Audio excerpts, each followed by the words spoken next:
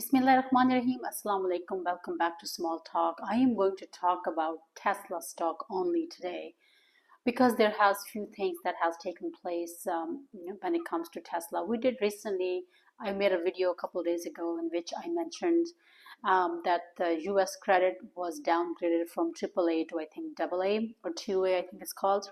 And that's why the stock market kind of crashed on Friday afternoon.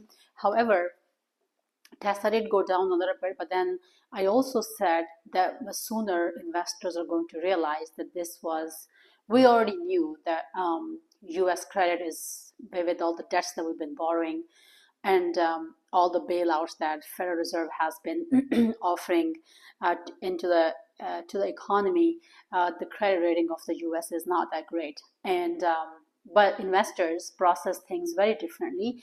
As soon as these kind of news comes out, the algorithms are triggered and the stocks sell because these large investors who have millions or billions of dollars invested in the stock market, they pull their money out quickly so that they don't lose any money, and then they process the news, analyze it, and then they start buying again. And that's exactly what happened yesterday. Market was down a little bit, but then in the afternoon stock market picked up because analysts and investors realized that these kind of events are usually buy the dip opportunity historically, and this time it's no different.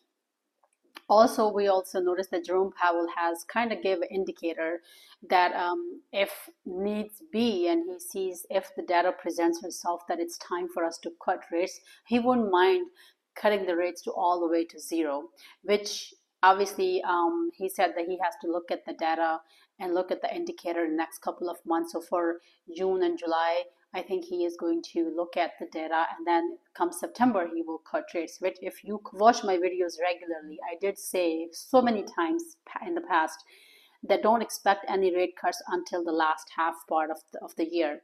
And that's exactly what's taking place. As far as the recession is concerned, recession is canceled. It was already canceled.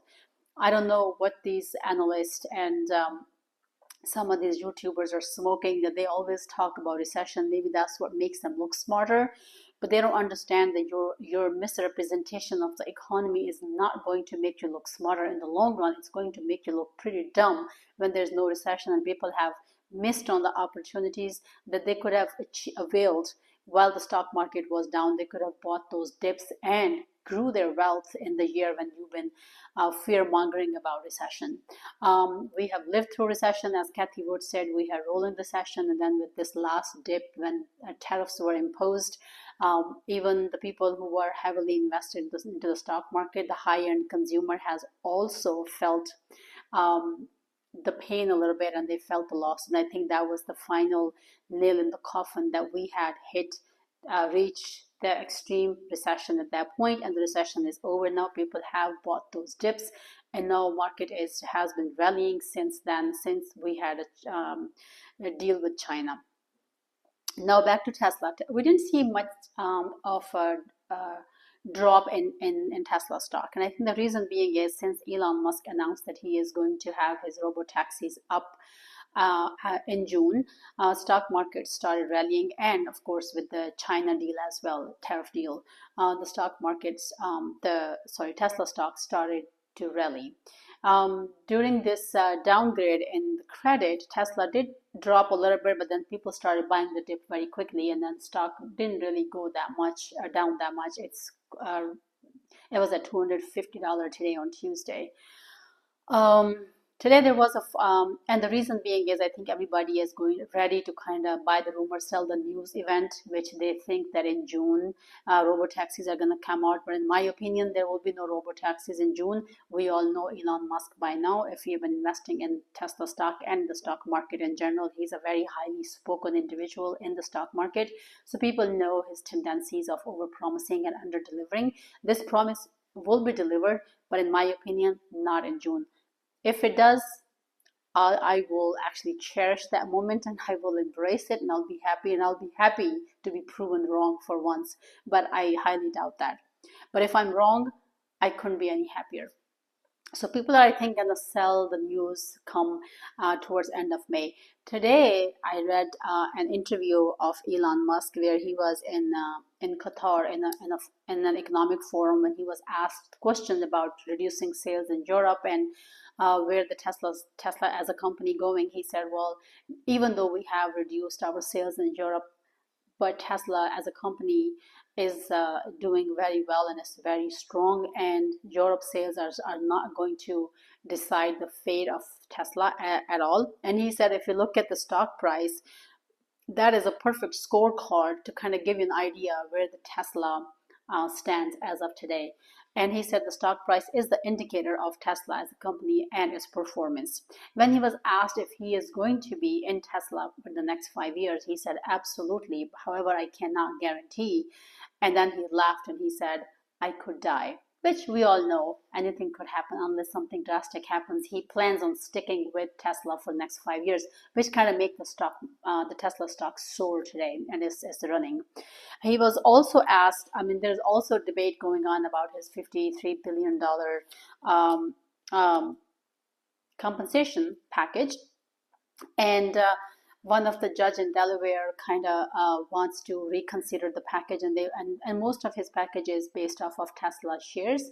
And when he was asked, he said, "Well, it's not about the money; it's about the control." And he wants to have control on Tesla as a company. He said, "I don't want to sit there and be afraid that I might be just kicked out of the company because then it kind of makes me lose the motivation behind it."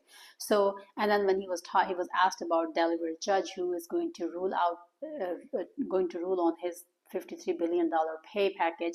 He said, well, she is an activist who is dressed and a judge who's dressed as a judge in a Halloween costume. So he wasn't very happy about this judge who has been giving him a hard time about his $53 billion compensation package. He wants to have control over the company, and he said if he loses this package, he will not treat Tesla as an AI company, because then he doesn't want to put all his eggs in one basket, obviously, which makes sense. When you are running a company this large, you just want to have this assurance that you will be in the company's future planning. If you are going to give your 100%, you want to get the compensation, you want to have a high stake in the company, you want to have more shares in the company. That way you have better control and you can make better decisions. Whereas if you're always worrying that maybe the board of directors will just throw him out, then he doesn't want to have this loyalty for Tesla, because then it's not going to give him the benefit towards at the end, and he loses control over it. So that's what he reiterated in his interview in an economic forum in Qatar. So after his interview today, that he is focused on the company, he wants to stick with the company for the next 5 years, and regardless of their sales dropping in Europe, Tesla is still in a very good position, and he's treating Tesla as an AI company. The Tesla stock has soared in this afternoon on Tuesday. Now let's talk about quantum stocks. Um, um, QBTS has been soaring. It went up 30% today alone. Last time when I bought this, I bought it at $6.50 per share. It's trading at $17 per share as we speak right now. And the reason being is they had excellent earning. Their growth was 15% more than previous year. They have strong balance sheet, and they're obviously very high in demand. Last time when NVIDIA CEO had said something about quantum stocks, that, oh, this is going to be maybe next 20 years. That's when the quantum computing is going to be used. The quantum stocks dropped significantly, and that was a very good buy the dip opportunity for me. And I did accumulate quantum stock, QBTS in particular, at that time at $6.50 per share. That was about four or 5 months ago. And it's not a bad deal, because if you look at the price now, you have gone over 100% profit on quantum stocks. So quantum stocks are doing well. Bitcoin, I also want to talk about Bitcoin. If you watch my videos regularly, I've been telling you that Bitcoin is going to hit $110,000 before it drops again, because $110,000 is like a psychological level. Once Bitcoin hits that, I think people are going to sell and take some profit, and that will put us downward pressure on Bitcoin. And then those people who want to buy Bitcoin, they're waiting on the sideline for it to drop. They will buy it, and then I think it's going to run to all the way to 150 to 200 and eventually $260 towards the end of the year. That's my prediction. I could be wrong, but I'm I'm pretty confident that it's possible. It may not be this year, maybe next year, but that's my prediction. So let's see who's right towards Bitcoin. The entire stock market, I think today on Tuesday, some of the stocks are still down, but most of the stocks are have picked up pretty quickly after this drop. And if we watch my video from 2 days ago, I did mention the stock market has hit a point where it's a time to be heavily invested into the stock market, or rather fully invested in the stock market, because this from this point, of course, small hiccups and small pullbacks are going to take place, and they're healthy because you want those pullbacks to take place. Then more people get into the stock, and then that pushes the stock to the next all-time high anyway. So other than that, I think for next few weeks the stock market is going to keep rallying, and people who have lost money in this whole tariff chaos, they're going to recover all their money and then some. So that's my prediction. Where is Tesla going? I think Tesla is going to keep going up until the end of May. And then if robotaxi is not announced in June, which I'm almost sure that it's not going to be announced in June, they're probably going to say, well, we're still waiting and it's pending, and it might take us maybe another month or 2 months before we can actually get the robotaxis out on the road. I think at that point it's going to be sell the event kind of scenario, and people are going to sell stock, and it's going to put some downward pressure on Tesla.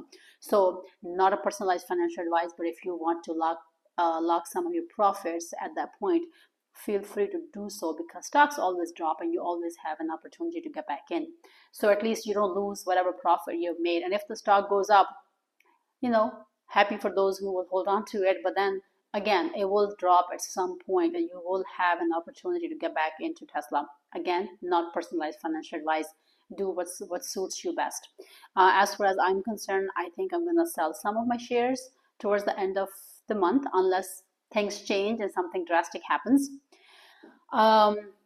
If not, then I mean, if things change and the robotaxi is announced, I think I'm gonna hold on to my stock until it reaches $400.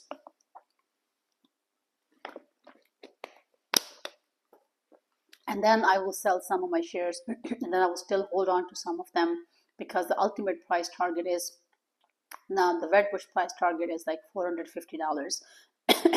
So I wouldn't mind holding it over $400 at that point. That's my prediction. Let's see which direction the market goes. I hope you like this video. I hope you like the update. So as far as Elon Musk is concerned, he is staying with the company for the next 5 years, which is a good sign, because lots of the people who are invested in Tesla, they're invested in Tesla because of Elon Musk. And if Elon Musk had said, well, he's not sure if he's going to stay or not, that would have crashed the Tesla stock.